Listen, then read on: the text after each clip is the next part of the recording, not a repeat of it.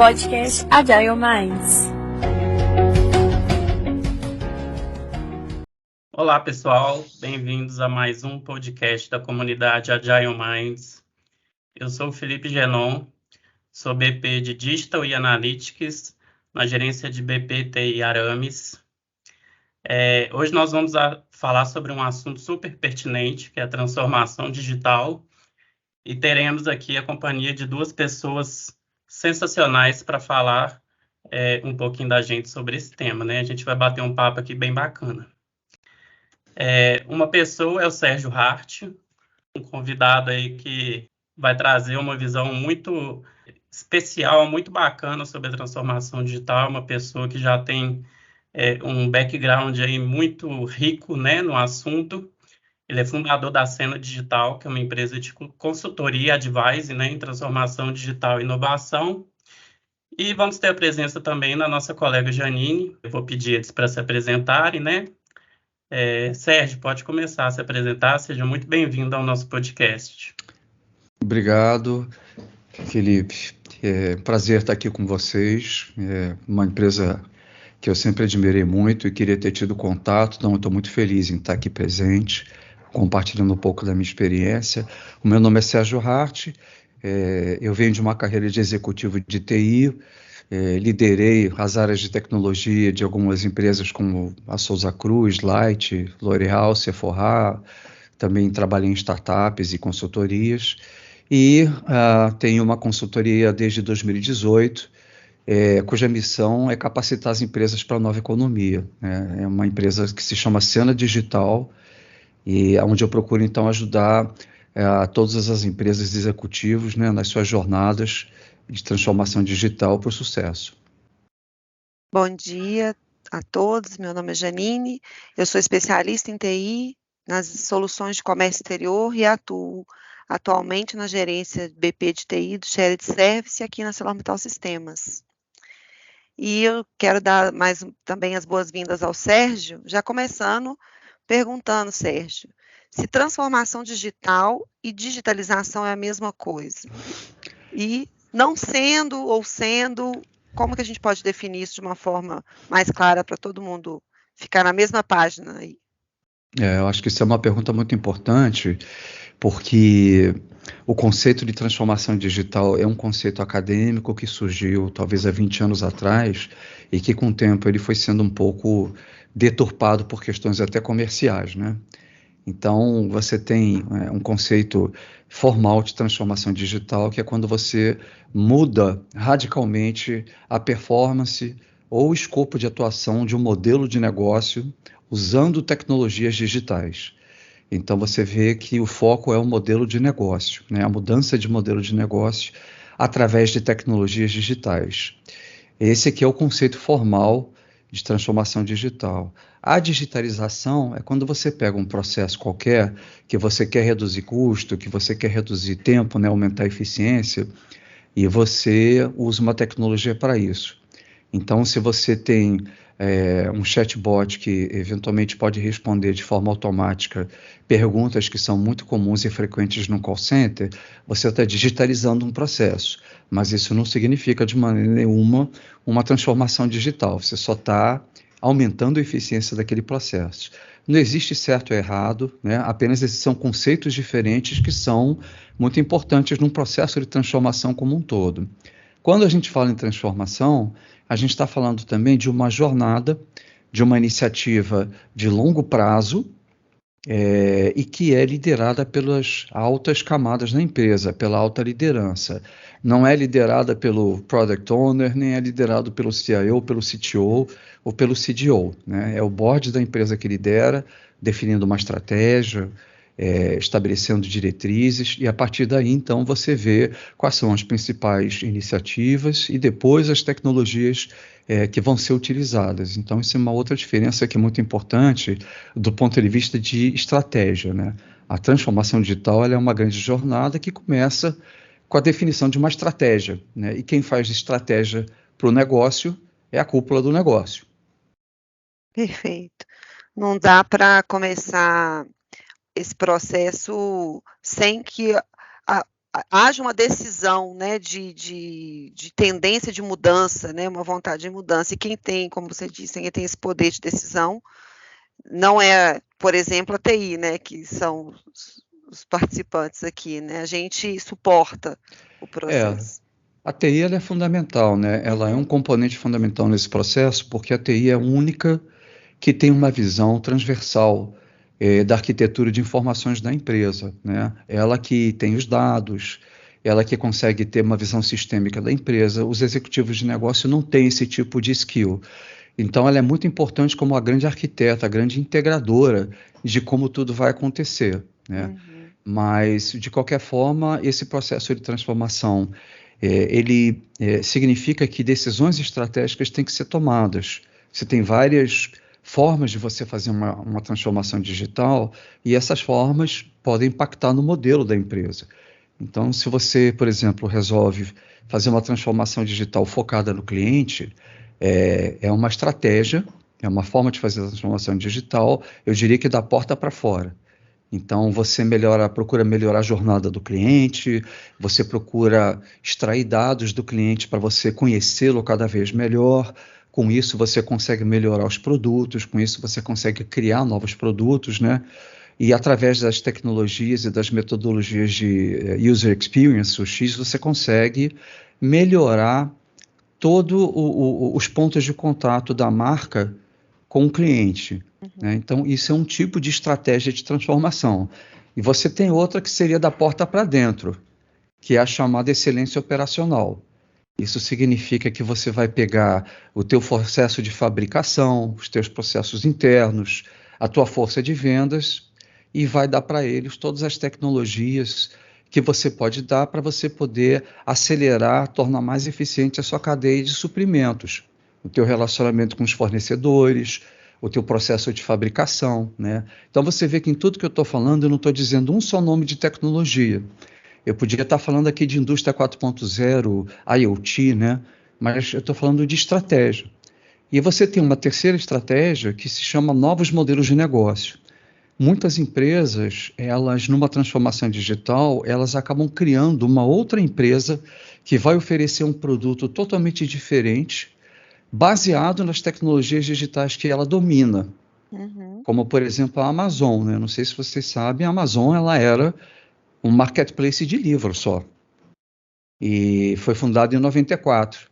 E aí, mais ou menos 10, 15 anos depois, eles criaram a AWS, baseado num modelo de negócio à parte. Eles criaram uma empresa para hospedar sistemas das outras empresas, né, sendo ou não clientes do marketplace, e com isso você está exercendo uma nova estratégia, que é a estratégia de novos modelos. Então, você tem que ter estratégias de negócio e, portanto, tomar decisões de negócio quando você está fazendo uma transformação digital.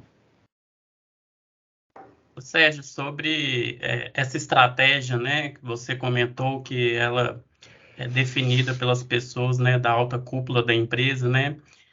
Vamos pegar como base a ArcelorMittal. Ela é uma empresa, né, com segmentos distintos, com vários diretores, com vários gerentes. É uma empresa grande, né? Como promover, né, a transformação digital numa empresa tão heterogênea quanto a nossa? É uma pergunta difícil, porque como eu não conheço em detalhes, né, talvez você tenha que fazer transformações digitais diferenciadas, né, se você tiver unidades de negócio diferentes. Então, se você tem uma unidade de negócio de aços e uma outra unidade de negócios que, sei lá, vamos dizer, fabrica carro, né, são estratégias e são negócios diferentes, né? Normalmente, os grupos empresariais que eu entrevistei, como a Siemens, a Schneider Electric, que são grandes grupos industriais e têm essas divisões de negócios, normalmente eles têm uma macroestratégia comum e depois eles subdividem essa estratégia para cada unidade de negócio. Então, não sei, uma empresa que, como a parte de aços, né, que fabrica aços, ela pode optar por fabricar aços para outros segmentos de clientes, né? Ela pode fabricar outros tipos de aço para o mesmo segmento de clientes. ela pode atuar em outros mercados geográficos, ela pode oferecer serviços de gestão, de fabricação, em cima da experiência que ela tem, por exemplo. Então, como exemplo do que eu estou falando, existe um case interessante da General Electric, dos anos 2000. A General Electric ela tem uma divisão de negócios de turbina, e ela criou um conceito chamado Turbine as a Service, ou seja, turbina enquanto serviço. Ela vende turbina de avião, e ela vendia a turbina como investimento, CAPEX, né? E ela decidiu, então, transformar um negócio de venda de turbina numa prestação de serviços de turbina. Então, em vez dela vender o CAPEX, o ativo, ela começou a vender o serviço. Por quê? Porque o grupo de engenheiros de manutenção de turbina dessa empresa, ele era muito bom. E eles tinham desenvolvido uma plataforma digital em cima de tecnologia de IoT, que era composta de sensores que ficavam na turbina. E esses sensores, eles coletavam dados 24/7 das turbinas, e com isso ajudavam os engenheiros a detectar necessidade de manutenção preventiva, a fazer a manutenção corretiva e até a manutenção chamada preditiva. Então, eles um dia pensaram que seria interessante, em vez de ficar vendendo só o ativo turbina, se eles vendessem o ativo junto com uma camada de serviços em volta, daí a palavra turbina como serviço, eles iriam faturar mais, não só pelo ativo, mas também pelos serviços, né? Então, uma das características da economia que a gente está vivendo hoje em dia, da nova economia, é essa possibilidade de você poder transformar os teus ativos em serviços e oferecer informações, oferecer gestão em cima desses ativos que você está vendendo, como uma turbina, né? Então, isso seria um exemplo de um novo modelo de negócio. Então, eles criaram uma empresa chamada Predix, que é o nome da plataforma, e tanto quanto eu saiba, já estava faturando 7 bilhões de dólares já, essa empresa, né? Então, você mudou a sua forma é como se você estivesse vendendo aço as a service, né? Steel as a service, né? Mas é um pouco diferente, porque a turbina é um motor que precisa, é um negócio que precisa de manutenção. O aço é uma coisa que você vende, sei lá, a chapa, né? E aí ela é usada depois para fazer outras coisas, mas só para fazer um paralelo, né? Eu estou usando esse exemplo. A gente tem um exemplo, né, que eu penso que a gente pode criar aí um paralelo, que são os aços para construção civil, né? Que imagina um vergalhão, né? Aquele vergalhão lá de 12 metros, todo mundo já viu, né? A cena de aquela pilha de vergalhão, e aí o pobre lá do pedreiro lá dobrando o vergalhão, né? E aí a Arcelor, a partir de um determinado momento, começou a vender o serviço de dobra, né? Então a pessoa passa a planta e ela entrega dobrado, né? O aço, né? Então já foi um pouco de expansão, né? Da venda crua, vamos dizer assim, né? Do aço. Esse é um exemplo interessante que você está dando, porque muitas empresas, tomando isso como exemplo, podem eventualmente fazer um serviço através de uma leitura de dados visual, né, seja de câmeras ou de sensores, medir a planta do prédio que vai ser construído, calcular a quantidade de vergalhões e calcular em que pontos de cada vergalhão vão haver essas dobras, né?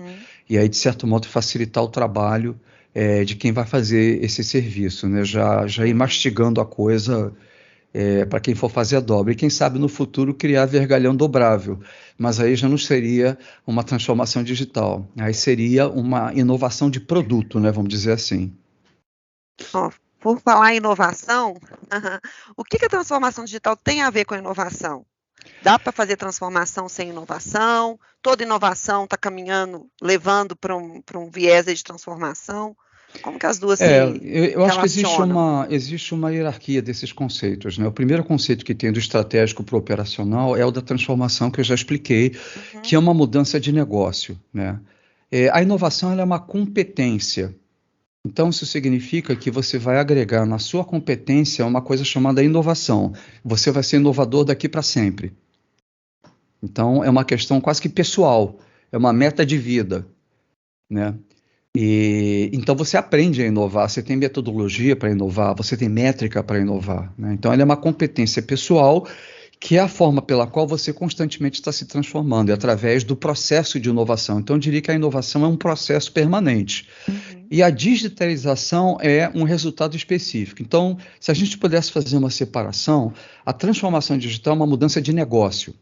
A inovação é uma competência que você tem que desenvolver pessoalmente para poder estar sempre com um negócio em movimento, para você descobrir soluções novas, tanto em processos quanto em produtos, né? Você pode inovar em processo e em produto. Essa inovação, ela tem que ser de valor percebido pelo teu cliente, ou seja, ele tem que querer comprar. Não adianta você criar coisa que ninguém compra. Então, a primeira coisa é que para ser inovação, tem que ter valor agregado. E valor agregado é produto comprado. E terceiro, além disso, tem que ser autossustentável. Então, uma inovação, ela tem que ter valor agregado e ela tem que se pagar. Você não pode vender uma inovação para ter prejuízo, isso também não é inovação. Então, a inovação ela é um sucesso comercial também. Ela tem que resultar num sucesso comercial que é decorrente de um valor percebido, que é decorrente da criação de um novo produto ou serviço. Então, eu diria que elas são as pontas do guarda-chuva da transformação digital. Ela é constituída de uma série de inovações, né? E a digitalização de processo, eu diria que é a pontinha final. São pequenas soluções para resolver pequenos problemas momentâneos que você está tendo, que você não precisa fazer uma transformação digital para botar um chatbot, né? Ou para botar um RPA no teu call center. Você não precisa fazer nenhuma mudança significativa no modelo de negócio. Então, você tem 3 níveis aí de graus de estratégia, de profundidade de estratégia e de profundidade técnica. Uma coisa que as pessoas também confundem muito é que quando a gente fala de Airbnb e Uber, as pessoas acham direto que isso aí é uma disrupção tecnológica, que isso é uma transformação digital. Se você olhar as estratégias que compõem essas ferramentas, esses serviços, você vai perceber que nenhuma dessas ferramentas tem menos de 30 anos de idade. Né? Então, o que o Uber usa? Ele usa inteligência artificial, né? Ele faz um cálculo de preço em tempo real, ele usa GPS e algoritmos de otimização. Esses algoritmos existem desde a década de 70. Qual é o grande pulo do gato do Airbnb e do Uber? Né? É que eles são o que a gente chama de plataformas digitais. Então, eles são um modelo de negócio revolucionário. Não são as tecnologias. É um modelo que você, de um lado, você tem consumidor, do outro lado você tem o produtor ou vendedor de serviço. É um modelo que vai crescendo à medida que você tem mais gente de cada lado, né? E o pulo do gato do Uber é que ele fica no miolo, ali no meio, ele ganha dos dois lados.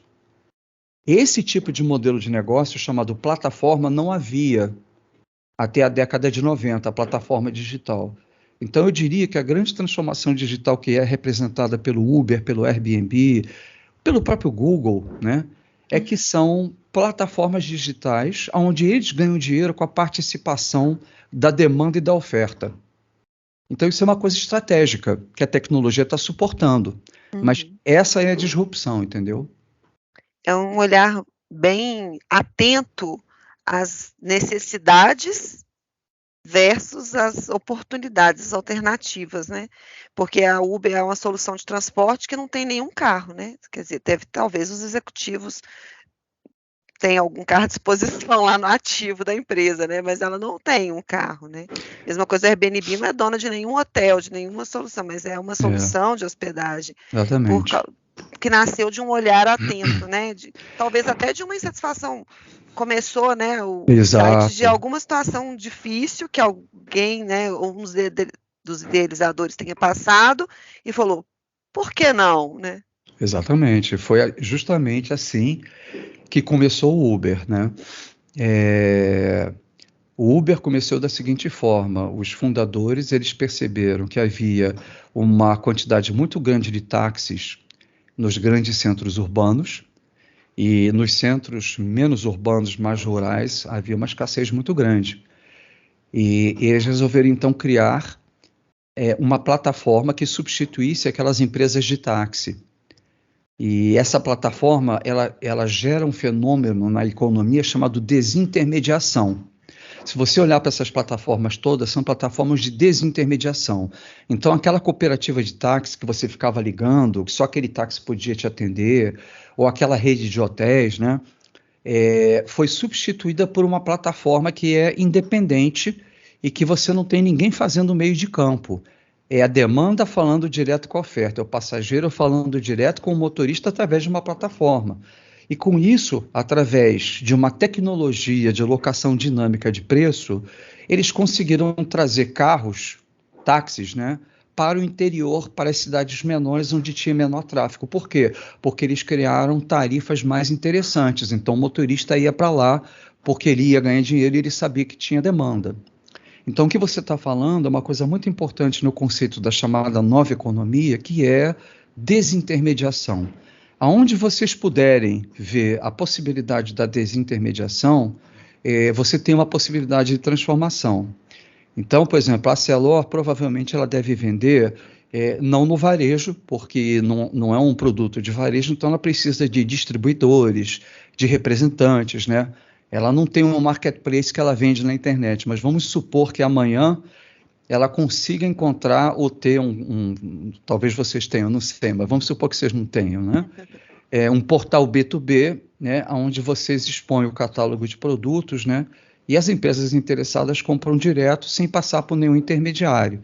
Então, isso seria uma espécie de plataforma digital, vamos dizer assim, né? Bom, Sérgio, acho que na sua fala até aqui, né, você já falou sobre 2 assuntos que são o tema da próxima pergunta, né?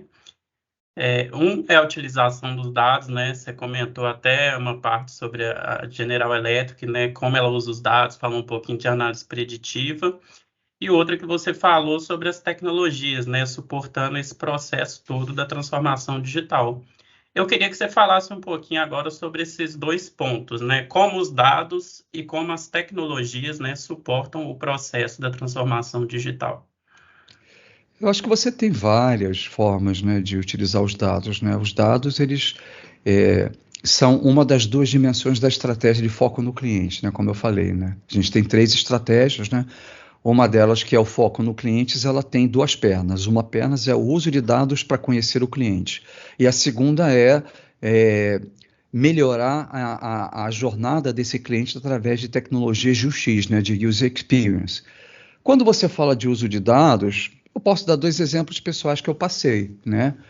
O primeiro deles, quando eu fui CIO da Light, a gente usou as séries históricas de consumo das contas de luz, né, de 7 milhões de clientes, para a gente perceber os padrões de consumo de energia elétrica nas residências. E quando a gente começou a analisar esses padrões, a gente descobriu padrões de comportamento, que a gente chama de cluster. Quando um cliente saía de um cluster de comportamento e ia para outro cluster, isso tinha grande potencial de ser um fraudador. E com isso a gente usou algumas tecnologias que hoje se chama de Deep Learning, Machine Learning, né? Mas antigamente a gente chamava de rede neural, algoritmo genético, né? Só muda o nome. Nós conseguimos identificar e recuperar 100 milhões em fraude no sistema de faturamento, né? Quem faz muito isso também é cartão de crédito, né? Quando tem uso irregular de um cartão. Um outro exemplo interessante do uso de dados que eu vivenciei também foi quando eu estava na Souza Cruz e na época do Plano Real, houve uma mudança na economia, onde as operações financeiras de curtíssimo prazo, que eram chamadas de overnight, você pegava o dinheiro e aplicava de um dia para o outro. A inflação era 10% ao mês, hoje é 10% ao ano. Imagina uma inflação de 10% ao mês, o que né? É que nem cheque especial, né? Então, as empresas pegavam dinheiro de um dia para o outro e aplicavam e ganhavam grana com isso. Só que o Plano Real acabou com isso. E aí as empresas tiveram que fazer aplicação de dinheiro a prazo mais longo, 90 dias, 180 dias. Então, como é que você vai pegar um caixa de 500 milhões de dólares, né, e fazer uma simulação de investimentos para 90 dias, 180 dias, todo dia, para você otimizar o rendimento disso? Não dá para fazer isso com planilha Excel, gente. A gente bem que tentou, mas uma planilha Excel para você montar um fluxo de caixa demorava 2 horas.